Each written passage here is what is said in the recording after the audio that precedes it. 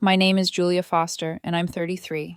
I've always been the one who showed up, the anchor when everyone else drifted. While other kids were learning algebra, I was learning inventory.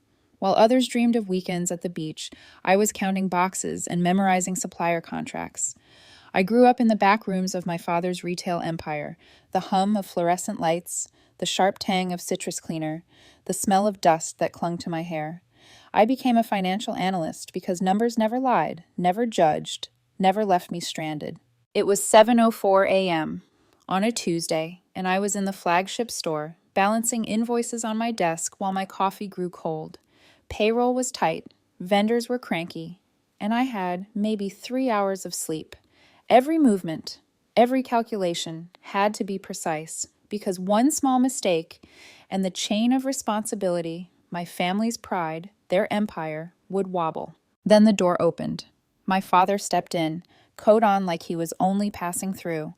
Behind him, Liam, my younger brother, grinned that lazy, dangerous grin he always reserved for when the ball rolled downhill and I was standing directly in its path. "Morning," I said, straightening my tie. I updated the cash flow. "We need to delay the flooring project a month." My father didn't glance at the report. He looked at my shirt, as if my very existence offended him. "You always have a reason to stop things," he said, voice tight. "I have reasons grounded in math," I answered evenly, trying to keep my hands from trembling. He waved toward Liam. "Your brother gets it done. You drag. You nitpick. You make people nervous." I clenched my jaw. "Nervous is better than bankrupt," I said, the words tasting like bile. Dad leaned closer, a smile plastered on his face, rehearsed like a manager in a training video. "Julia, you've had your chance." Liam folded his arms, chest puffed. "We're going for a growth mindset. You're not a growth person." I heard the forklift beep behind me, smelled the faint tang of last night's cleaner. Small details that I'd been trained to notice suddenly screamed, signaling a reckoning. "You're done," my father said. I laughed, a thin, automatic reflex. "Very funny."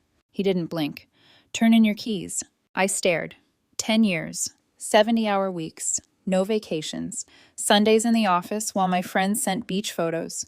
I had been building a door they were about to shut in my face. "Why?" I asked, even though I already knew. "Your brother does it better," he said casually, as though slamming my efforts into dust was a polite remark. The words hit hard and cheap at the same time. Liam rolled a coin across his knuckles, smirking like a magician who had forgotten the trick. "Wow," I said, voice thin. "So that's it?" Dad nodded at the manager's office. "Keys, laptop, passcode. Don't make this personal." I started, but the laugh came again. Sharp, wrong. Outside, Liam clapped my shoulder. "Hey," he said quietly, "you can still help. From the outside." I looked at him. "You mean free?" "Family rate," he smirked. I stepped into the parking lot. The sun was too bright, the air too thin. My phone buzzed. "Mom." I let it go to voicemail. I already knew the script. Be a woman, be supportive, be quiet. I sat in my car, staring at the cracked steering wheel. I run scenarios, I tell myself. I didn't have one for this. That evening, they added me to the family group chat again, a gesture meant to seem casual.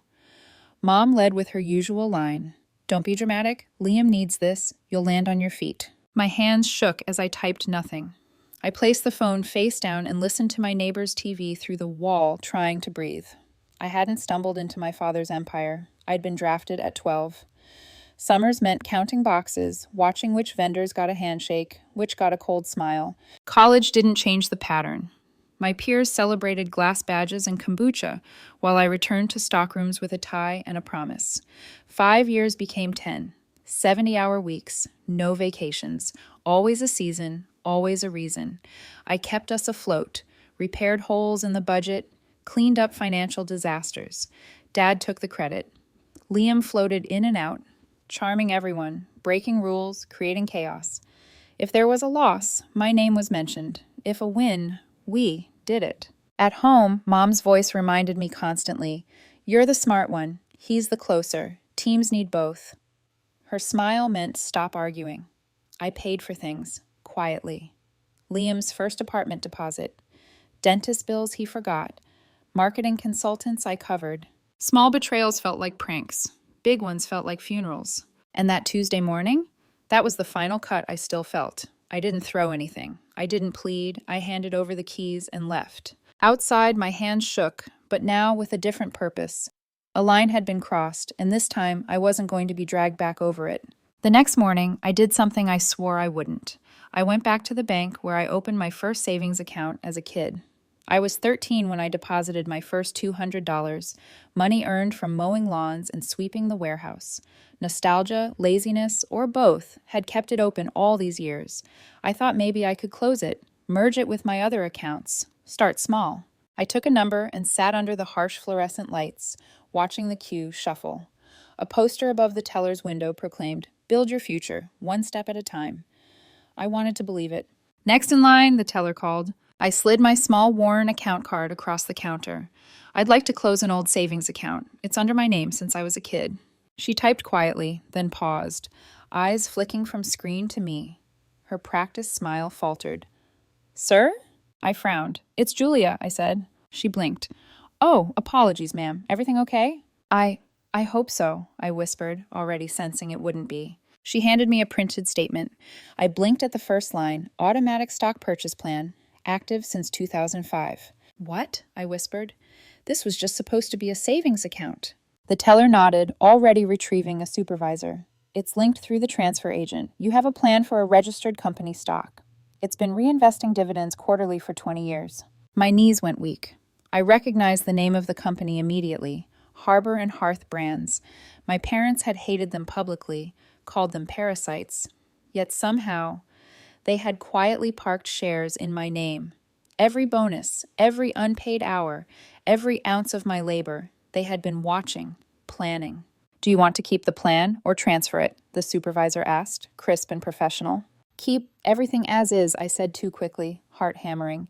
"Set up online access, please." I stepped outside with the folder, weightier than it should have been. The air was thick, almost suffocating. Relief didn't come. Instead, I felt anger. Hot, fizzing anger, at the years of labor handed over in silence, while they waited for the perfect moment to reveal their hidden control. That night, I scrolled through old emails. In 2017, Mom had sent a one-line note, "Need you to sign this bank document. Just housekeeping." I had signed without reading. Exhausted and stressed from store emergencies, the PDF sat in my archive. I opened it. Transfer agent authorization, custodian removal. I had been unwittingly complicit in their secret plan. I didn't sleep. I didn't pack. I prepared. Not revenge. Boundaries. Receipts. The next day, I requested a meeting at the shopping center office. I brought printouts, highlighted tabs, and a calm I did not feel. Dad sat at the head of the table. Liam swiveled in his chair, curious. Mom brought muffins, like some casual Sunday brunch. "Make it quick," Dad said. "We've got a distributor call." I laid down the first stack of papers. 10 years of unpaid overtime, delayed reimbursements, personal expenditures for the company. Totals highlighted, evidence clear. Liam rolled his eyes. "Here we go." The second stack, the stock plan in my name, set up in 2005. Custodian. Mom. Transferred to me at 18. I looked at their faces, waiting for surprise, guilt, maybe pride. Nothing. Dad didn't blink. Mom didn't breathe. Liam laughed too loudly and stopped when no one joined. "That was a gift," Mom said quickly. "We forgot to tell you." "For 20 years?" I asked, voice flat. Dad's tone dropped. "Lower your voice. I am not asking for anything from you. I am telling you how this goes from now on. I will not co-sign debt. I will not work for free. I will not be your cushion for bad bets. Any money you claim I owe is settled. If you bring my name to a bank again, I will involve a lawyer." Liam leaned forward. "You're acting like we stole from you." I slid the final page across the table. Screenshots from the family chat, where they had constantly asked for my help, calling me ungrateful when I asked for repayment. Mom's voice sharpened. "You're turning on us after everything we did for you. I worked for 10 years because I believed in us. You fired me because it was convenient. That belief is over." Dad stood. "Get out." I rose, clutching the folder. For the first time, leaving didn't feel like defeat. It felt like liberation. The fallout was instantaneous. Family group chats erupted like a storm. Mom led the chorus. "Julia is confused. She's under stress. We will forgive her when she apologizes." Relatives chimed in with their favorite lines. "Family is hard. Businesses are stressful. Your father has a lot on his plate. I didn't answer. I muted notifications and opened a new thread on my phone called Receipts. Every time I wanted to reply, I dumped the messages there instead. Cleaner, quieter, safer. For the first time in a decade, I chose myself over their drama. The anger that had simmered through years of unpaid labor and quiet betrayal fueled me. I read through the Harbor and Hearth stock plan, tab by tab. Spin-offs, dividends, basis, tax history. Every figure a testament to their meticulous manipulation, and my own patience, unknowingly practiced. I made one simple rule: no sudden moves, no grand announcements, no invitations to old ghosts. This plan, the folder, my labor, it was mine, and I would handle it on my terms. It was then that the first ripple of unexpected relief hit. A cousin, out of the blue, messaged me, "Hey, just checking in. Also, do you know anything about crypto taxes?" An aunt forwarded a GoFundMe for a dog surgery, tagging Mom. "You've always been generous," she wrote. I didn't reply to Mom. I replied to the organizer. I set boundaries not with anger, but with quiet competence. Meanwhile, Dad tried his usual late-night calls, the ones meant to unsettle. "Fine," he said casually. "We'll do payroll on the MX float, but you will write the bank deck in the morning." I answered firmly, calmly. "I won't. You're still on the hook, but not with me." Silence. Then, inevitably, "You think you're better than us because you have a nest egg." "No," I said softly but firmly. "I finally have oxygen. I owe myself a life." A week later, a former assistant manager reached out. "Sorry to bother you. They cut my hours despite my doctor's note. You were the only one enforcing policy. Thank you." Her words hit differently than the anger or betrayal I'd felt before. For the first time, I realized that helping others didn't mean sacrificing myself, my labor, my choices, my boundaries. They could coexist. I got a job offer soon after, a clean company, boring on purpose, finance team without a hero complex. The title wasn't flashy, but the boundaries were. Vacation policy read carefully. Emails answered only during business hours. I bought good socks. I slept through the night. I let the Harbor and Hearth binder sit on a shelf, a tool, not a measure of my worth. Even family attempts at reconciliation couldn't unsettle me. Mom texted, "We miss you. No business talk, just dinner." I went. Not to beg, not to shrink. I sat through the conversation with a calm I hadn't felt in years. When Dad asked, "So what are you doing with your time?" I smiled. "I'm living." Liam smirked, trying his usual charm. "Where?" "I haven't heard a peep," I said. I sipped my water, feeling the old guilt rise like a tide. It ebbed before it could pull me back in. I realized, finally, that the cracks in their empire, banners left up, help wanted signs ignored, empty shelves, were their responsibility, not mine. In my own apartment, windows open to the city hum, I let the world exist without controlling it. I took walks without checking inventory, spent money on small luxuries just to feel my shoulders drop, and protected the 13-year-old girl who opened that first savings account. Boundaries became my quiet revolution, and for the first time in years, I breathed. Days turned into a strange rhythm. The city outside my window carried on, horns honking, pedestrians chattering, but inside my apartment, time felt slower, deliberate, my own. No one was calling with veiled demands, no one questioning my choices. For the first time, I felt the quiet weight of freedom. The family chat remained muted. Mom posted pictures of Liam at some event. "So proud of my boys." I let it slide. Dad's voice, once sharp in my ear, had no power over me now. Liam's smirk, always meant to provoke, no longer pierced my calm. I realized they were still trapped in their loop of control and illusion, but I wasn't. Then came the first real test. A vendor called, frustrated that invoices weren't being approved through the usual channels. Usually, I would have jumped in, untangled the mess, corrected errors, but I didn't. I listened, calmly documented, and let them navigate their own chaos. The fear that I was abandoning them bubbled briefly, but I crushed it under a steady breath. This was not abandonment. It was boundaries enforced. One afternoon, a distant cousin sent a text. "Julia, can you help me with some tax forms? Liam said you're a wizard with numbers." I smiled. This wasn't a test of loyalty. It was a choice. I replied carefully, calmly, providing guidance without giving myself away. My new job provided a strange kind of serenity. No hero complex, no invisible debt owed to anyone else. My work was clear-cut, measured, finite. I went home each night knowing I could close the door behind me and exist without guilt. Then a message appeared from a number I didn't recognize. "You don't know me. I'm a friend of Liam's from high school. He told us you always said no when it mattered. I wish I'd heard it sooner." I stared at the screen, heart tightening.